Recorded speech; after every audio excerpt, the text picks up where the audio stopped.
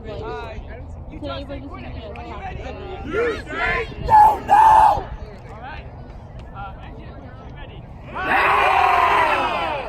All right. We're about to have brooms up for Utah State on the right versus Anteater Quidditch on the left. My name is Paul Davis. I'm here with Alice. And we're here just recording and commentating this game. We'll see how it goes. This is very interesting. We'll see what which the better college team is here. Their first time meeting up today, or in the year. And we have brooms up. Paul Marigold barely getting beat by Dan. Was Baston? And a beat by Kobe Kendall results in control for Anteater Quidditch. And they have possession. A missed beat by Drew Smith. Anthony Snapp chasing after it.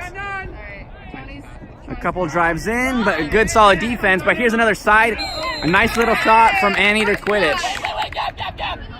First blood, who was that? That was Dan Basson, correct? That scored there. Belton? Man, I'll get it. Daniel Belton. I've heard great things. He was a freshman this year? Might have transferred. First year playing Quidditch. Regardless, he's a rookie. Rather not, he's a freshman.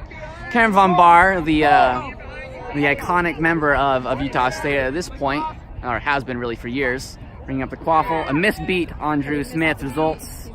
Oh, a little cheeky little handoff to Paul Marigold, gets around the defender, but can he get around consecutive defenders? Pass back to Karen, and then keep going. Get the quaffle back. Kind of an awkward offense here. Still alive. You got it. Looks like a tackle potentially. Let's see. Looks like the keeper for Anteaters does recover it. Yeah, that was a little shifty, but you know what? It worked out. Good job recovering. Meanwhile, Utah State, you'll see, does have bludger control with their iconic double mail of Anthony Snapp, Drew Smith. And their iconic cheering there from their sideline. Way to go, play! Come on, Lydia, put some pressure. Pressure them.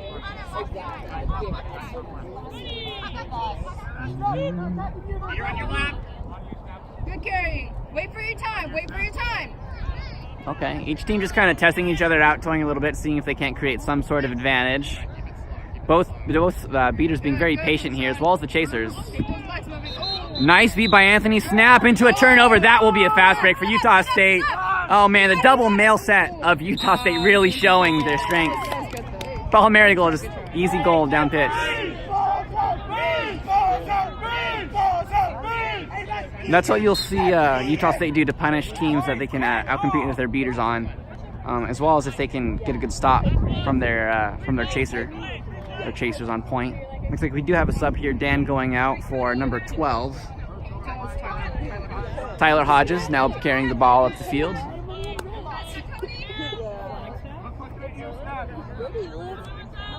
Once again, the beaters just playing with each other a little bit. A deflected beat. Oh, but a pass behind pitch. Let's see if it goes off pitch.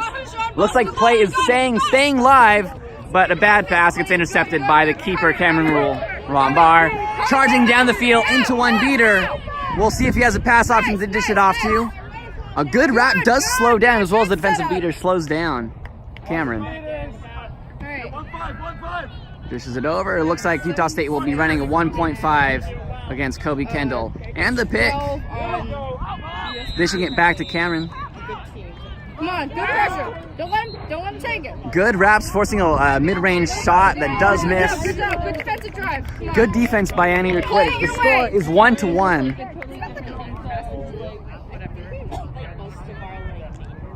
Tyler Hodges bringing the ball back up the pitch. Utah State with control, playing a very wide set with a double mail. One of the benefits of these two beaters is they're very fast. They have a lot of range. They can cover a lot of area very quickly. One of the new chasers here for Utah State coming in, putting some pressure here on number 818. And a beat by Kobe Kendall this time does succeed on Drew Smith. The drive in is stalled by Anthony Snapp. The missed beat, a pass back behind hoops into a, wow, what a phenomenal backhanded shot. Alley-oop. We'll see what the ruling on the field is. It did look to me like it went in. The question would be whether or not he was beat before. I don't believe he was beat. Also a brutal hit by Von Bar behind hoops on the person that passed to Hodges. We'll go ahead and see. A goal here would put Anteaters up 20-10 over Utah State.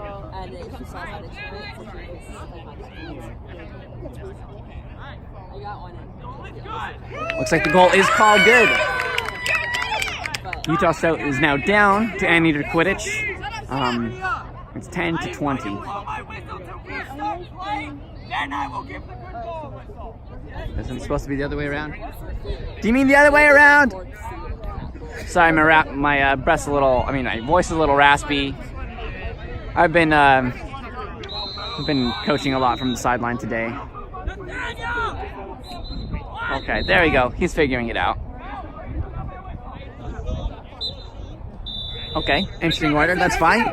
Cameron just charging down the field into the one beater though. The pass out to Paul Marigold does result in off pitch. And Anteater will go ahead and Anteater's Quidditch will go ahead and have another shot at an offense. See if they can't get 2 points up against Utah State.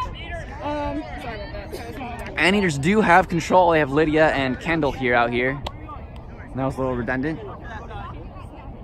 We'll see what offense they run when they do have control, as Utah State has primarily had it on every Anteaters offense. Tyler Hodges bringing it up the field. Doc Rod, he's a beast of a man playing point, number 91 there for Utah State. Once he gets going, he's hard to stop. A pass behind hoops into 818 once again. A nice shot on that top hoop. Even through the shot, or even through the hit, Utah State slowing down as they run into the still still control of Anteater Quidditch. What a beautiful change line, y'all. Von Bar is one of the is definitely willing to take or make a nice hit at hoops. Does have a football background. He's been playing with Utah State for, I believe it's 4 or 5 years at this point. Like doubly missed beat but does result in a score for Utah State. A nice little reset by Anthony Snapp back to Drew Smith. We'll see if Kendall can't make something out of it, but good positioning by Drew. Whoa, and an attempted kick. Something to be careful of. Meanwhile, some subs here for Anteaters. Looks like we got Dan back in. I know I'm going to mispronounce his Malice name yet again, so I'm just going to call him Dan. Just did pass it off to number 0 here, Delario.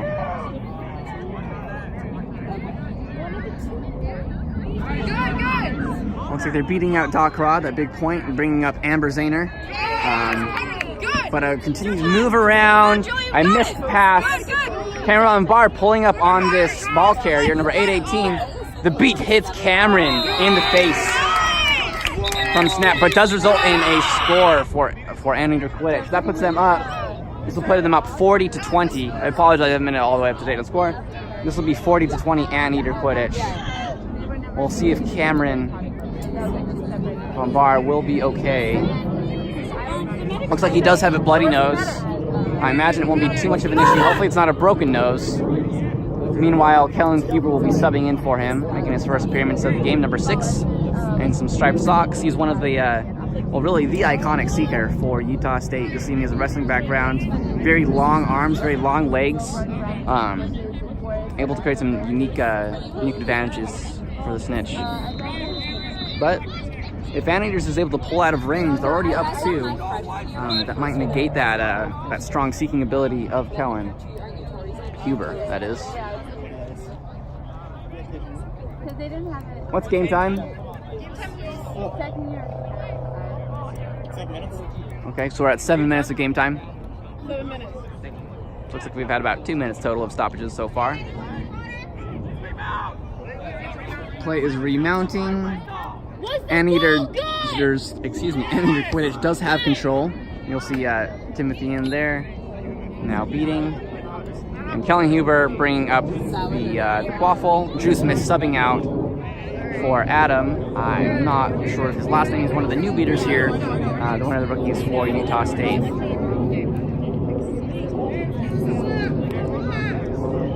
Zahner floating out deep.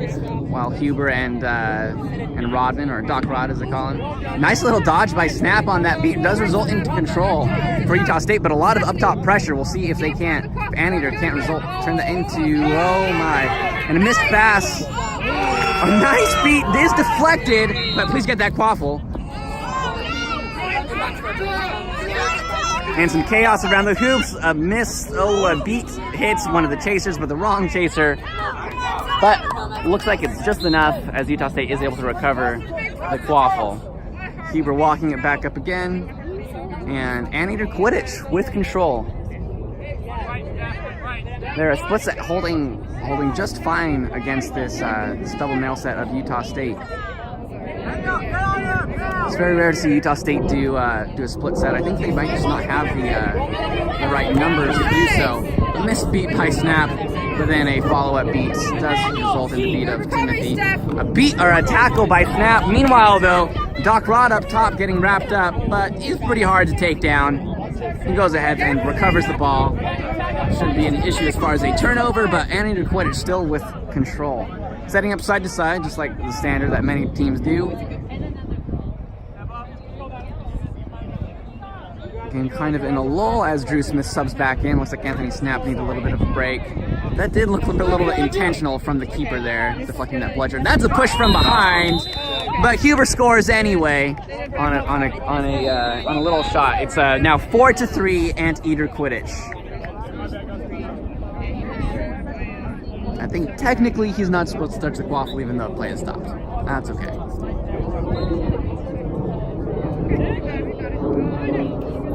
Utah State did regain control on that offense. You'll see Drew Smith and Adam, once again, I apologize, don't know his last name, setting up fairly high in their side-by-side beater set. Meanwhile, Doc Rod being beat out by Timothy, the beater for Anteater Quidditch.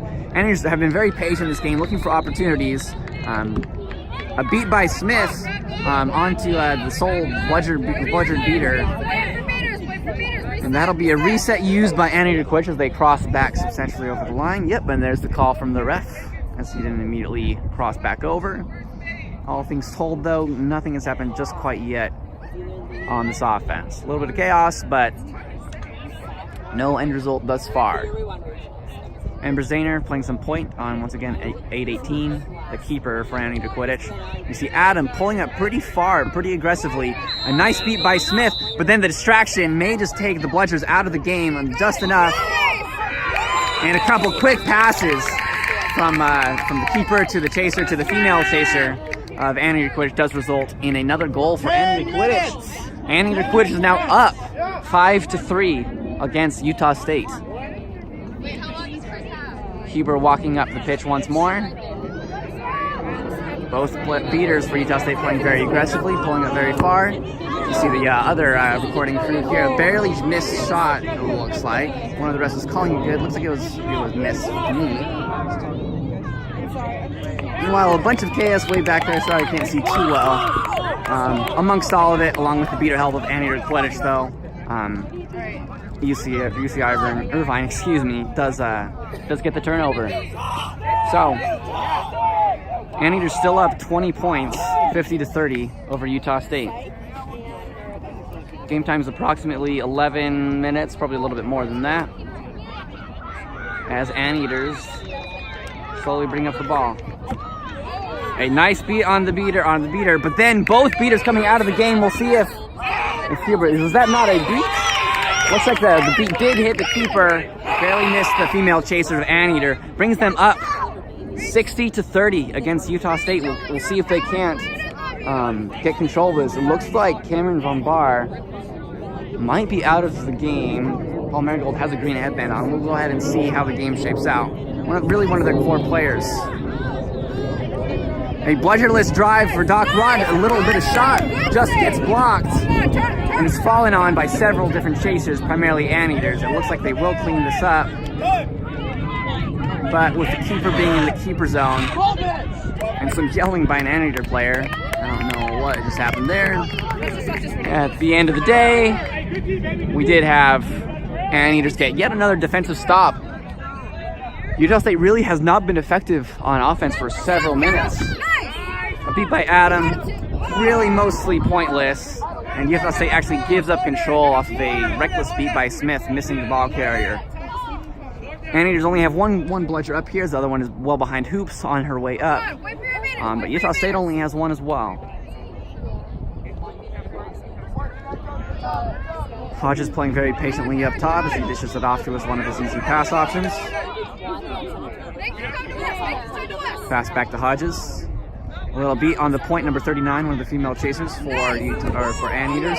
A beat from a cross pitch does result in a recovery by Anteater Quidditch and some physicality, but then Anteater Quidditch does manage to pick up the quaffle and score once again, putting them out of range, 70-30. Anteater Quidditch really taking it to Utah State here. I believe UC Irvine is a D1 in as far as Western Collegiate Conference for Quidditch is concerned. This is one of the major matchups that hasn't happened, I believe, this year.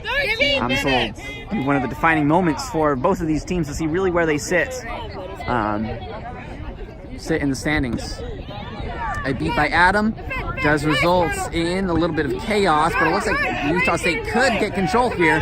If nothing else, Anteater Quidditch loses control, and that does result in a quick dish off from Rambar to Ana Gomez, who does bring the score back just in range, 70-40, Anteater Quidditch.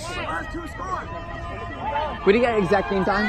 13:45. Game time is 13:45, so we only have about 4 minutes till snitch on pitch. We'll see if Anteaters can take it out or if Utah State can maintain it or even pull up a little bit. 14 minutes. A beat by Snapp does result in both bludgers for Utah State and a missed pass well beyond will be a turnover to, it looks like this keeper, some illegal contact by the chaser there. It looks like the ref is deeming it innocent enough that she will just be sent back to hoops, while Von Bar brings up the quaffle, and Utah State brings up control. Wow, a couple of bludgers hit each other midair. Snapp barely recovering the bludger. It looks like, will there be a fast break? Looks like, no, I apologize, I did not see who scored that, but that does make it 70-50. Anteater Quidditch. Meanwhile, Utah State putting extreme pressure. That should be reset used all the way deep, really far back. I don't know if you can see that by Snapp. Wow! Once again, a sniped beat. Just barely misses, but a turnover to Ana Gomez. Let's see if she can dish it off or just get wrapped up here. Meanwhile, the beater chaos does result in control, it looks like, for Anteater Quidditch, but Von Bar does manage to pick up the quaffle. A dish off to Doc Rod is picked up. A barely missed pass to number 12, Hodges. This should be a free goal for Anteater Quidditch, putting them back up 30 points at 80-50. Thank you. Some good hustle plays really all around. UC Irvine just pulling up on top once again. The teams have been trading blows for about the last 10 minutes, though. It's been just about 30 or 40 points in the favor of UC Irvine for quite a while. Just a few more minutes till snitch on pitch. Von Bar pulling up the quaffle, but then a beat, but Smith being beat. We'll see a dish back off to Von Bar. All things told, both teams kind of not doing too much. A lot of stuff happening, but at the end of the day, nothing has changed. Both teams stabilizing to what they want, it looks like. Palmieri Gold driving in, an easy deflection, but a missed shot on the top hoop. It looks like he was hit in the face, potentially. He was holding his... Yeah, he looks pretty upset. Utah State does get control back. They are running, once again, that Snapp-Smith combo. Drew Smith is the beater captain for Utah State, and Cameron Von Bar is the chaser captain. Okay. I don't know. It says USQC on him. Except for Utah State. All right, so anyway, back to the game. Dan is driving in a beat, though, as well as the deflected pass and shot by Von Bar. We'll see if this can't be turned into a goal. Wow, great offense there by Drew Smith. I hope I did catch it on the camera. I apologize if I did not. Just a good pump fake at Kendall. Forced the toss back and just picked up the other bludger. Meanwhile, Von Bar just went in and dunked. That does put Utah State only down 20. It's 80-60. Anteater Quidditch. We are now at 17 minutes. You'll see the coach for NAU is the snitch. We'll see if Kellen Huber is able to catch and secure the win for Utah State, or if Dan here at NAU Quidditch will be able to secure the win for UC Irvine. A bunch of beater chaos does result in a no-budget situation for number 0. Some good defense by Utah State keeper Cameron Von Bar results in a turnover on a Gomez picking it up and returning it back to Von Bar. And Utah State, amidst all that chaos, does look like just off pitch by ways they are recovering budget control. 80-60 with 15 seconds left till this 18th minute mark. This game could be decided any minute now. Some more beater chaos. A nice pass forward to Paul Marigold. Puts it at 18 minutes, 80-70. UC Irvine in control, or in command of the game. And just before the Seekers arrive, it looks like there is some sort of stoppage. Wow, what a tense moment to stop. It looks like the Timothy Connor's trying to call a timeout, but it's after the 17th minute. He will not be allowed to. It's after 17 minutes. He can't call one. Just want to make sure, you know.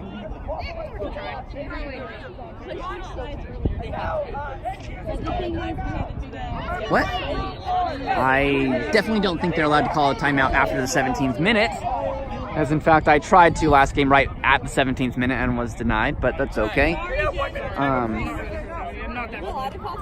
Sure, no, that's okay. Yes, it's regulation, not Really? I thought it was 17th minute. I'm pretty sure that's just MLQs before snitch on pitch.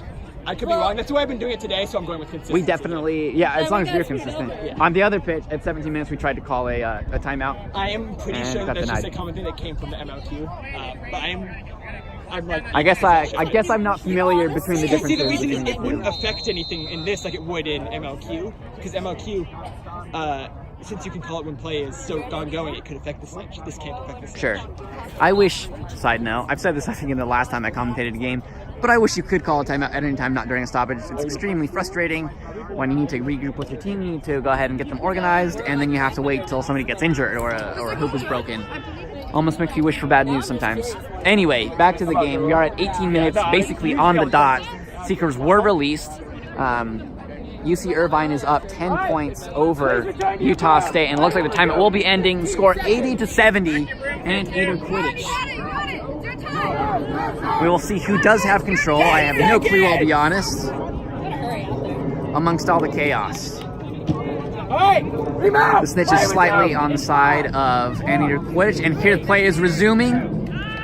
It looks like Utah State Seeker Huber is beat, and UC Irvine does have bludger control as their Seeker Dan does come in. Drew Smith coming in, missing a beat on the Seeker. The countdown will result in some more time. The Utah State Seeker is beat. The Seeker for UC Irvine going very intensely at the Seeker, but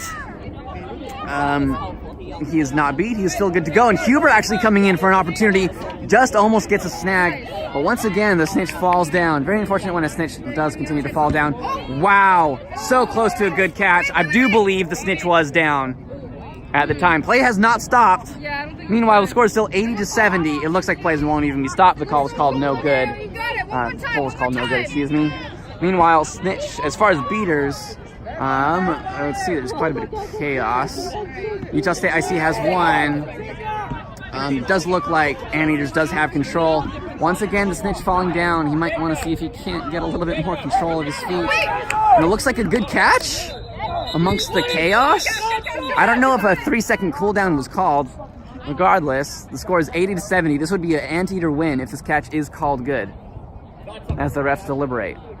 Quite a bit of chaos. I wasn't even myself able to tell necessarily where all the bludgers were with my limited vision. I'm also on crutches, so I can't move very easily to get a better angle. I apologize for that. Okay, and Snapp going in and talking to the ref, wanting him to talk. It looks like informing the refs of something that they probably saw, seeing if that doesn't change something. This is definitely a very important call, not only just for this tournament, but for in general between these two teams, kind of see who comes out on top. Like I said, in the West, all sorts of college teams. Von Bar walking away, nodding his head, almost looking like it will be an anteater. Good call. It's been a very tense game. Utah State did claw back up into range in the last few minutes, but a good catch by UC Irvine does put the final score 110-70. Anteater Quidditch up 10 qualified points. Very back and forth game. Utah State stabilized, down 30 points for a while, but at the end of the day, with an in-range game, Anteaters barely pull out. It really was just about a minute for the snitch, and a lot of falling down. Always unfortunate when it happens with a snitch, but regardless, congratulations to Anteater Quidditch, and Utah State really putting up a good fight. We'll see what they can do the rest of the tournament. Thanks for watching. This has been Paul Davis, coach of the Arizona Scorpions, and you have a good day. Yeah, that was just the last